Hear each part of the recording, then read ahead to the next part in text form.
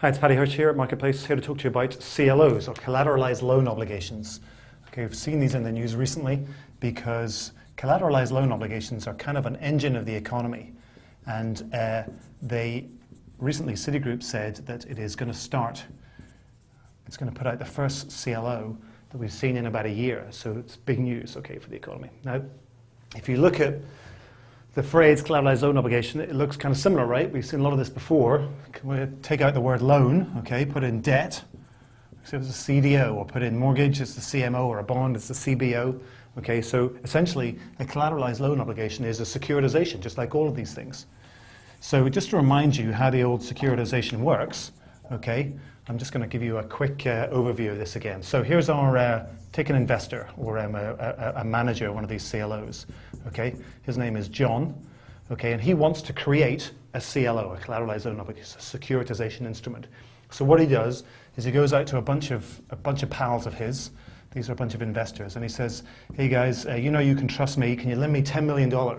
Okay, so these guys put together $10 million bucks, okay, and lend it to John. And John goes out and he buys a bunch of loans, okay, and he puts them into a box, okay. Now these all loans, like all good loans, these loans throw off an interest, a little bit of interest every month.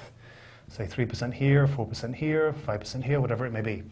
And at the end of the month, all that interest flows out of the vehicle, which is what they call this. So we're going to make this look like our old model of the champagne bottle. Okay, end of the month, the cork flies off, and the interest, which is pure cash, flows out, and it flows through a capital structure that John has created. Okay, and this looks a bit like a pyramid of wine glasses, like you get at a wedding, you know. So these wine glasses are all set on a nice silver tray. Okay, what happens is the money from these loans flows out, and if everyone's paying their loans or paying the interest on their loans, it flows out through the capital structure and collects in the bottom, which is called the equity tranche. Okay, so what happens is each of these parts of the structure is rated. Now clearly, the top glass is least likely to end up empty. It's most likely to get filled. Therefore, there's very little risk if you have this. So it's rated AAA, and it's priced accordingly. You get, say, 1% interest. Next one is AA rated, a little more risky, 2% interest. Next is a little more risky, BBB, say 5% interest. And then the last tranche is most risky of all, BB, say 7% interest. Because the reason this is riskier is because, say, a couple of these loans, or the people who've borrowed this money, or say a couple of these loans default, and there's no interest being paid, it means that less money is going to flow out through the capital structure, so it's more likely that these lower tranches won't get filled up. And essentially what John does is he takes this $10 million, okay, and he's bought all these loans with it, and he apportions this part of the capital structure up so that each of his investors gets a little slice depending on how much risk they want and how much exposure they want. They get a little slice, each of them gets some securities based on this model. Okay, and that's the way securitization worked. So the most important thing about the CLOs is to ask where these loans come from. Okay, because these aren't like, in most securitizations, the things that go into the bottle are the whole item, like whole mortgages in the CMO, in the collateralized mortgage obligation. You know, whole bonds go into the bond obligation. Whole credit cards into the asset-backed security. But in this case, or whole credit card obligations, I should say. But in this case, they're little slices of the loan.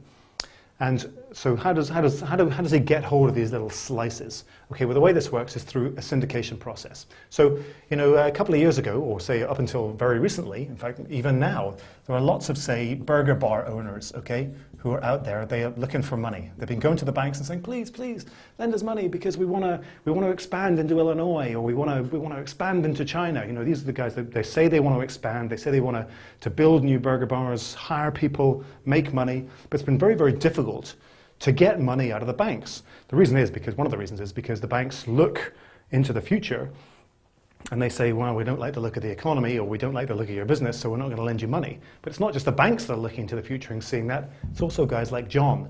So John doesn't want to have a bottle that's filled up with loans, with dodgy loans. Could go bad in a bad economy. He's only going to want to fill his bottle up when he thinks that, you know, the economy is about to improve. So now John has created this CLO. Suddenly there's some demand for these little bits of loans. So now, let's say here's Fred or Fred's Burgers, okay? Fred's Burgers very happy, all right, because he's gone out to the bank, and the banker, here he is at the banker at JP Morgan. He said, all right, yes, I'd be happy to lend you some money. In fact, I'll lend you $1 billion. Okay, he's that banker at JPM. He's going to lend him $1 billion. And what JP Morgan does is he takes that loan and he breaks it up into little bits, because he doesn't want to lend $1 billion himself. He doesn't want that kind of exposure to one company. And also, he doesn't want to have $1 billion in loans bang on his balance sheet, because then he has to have more capital, okay, more cash in his accounts because of capital adequacy requirements. So what Mr. JP Morgan does is he breaks this thing up into little bits.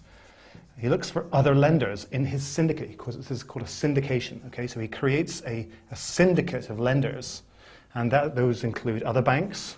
Okay, they include funds, hedge funds, and the like, and they also include people like John, people who create these CLOs. So John gets one of these little bits. Okay, once the syndication occurs, John gets this little, because he's in the syndicate, gets a little bit of this loan, pops it into his bottle with a whole bunch of other loans from other borrowers like Fred. Okay, so he's now got this bottle full of little loans. And you can see that how John is now, why it's so important that the collateralized loan obligation market improves. Because if there are lots of people like John, that means there are lots of bottles out there. And lots of people like John going to the banks, come on, we need to fill our bottles. Make loans out to these guys so that we've got, stuff to put in our bottles and we can make money down the line.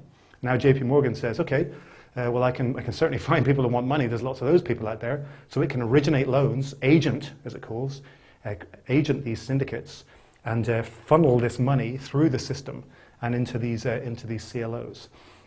Of course, there's a problem, because John and indeed JP Morgan are looking into the future and saying, what's the future going to be like? And the only reason that John is recreating these CLOs, is starting these CLOs again, is because he thinks the economy is going to be good.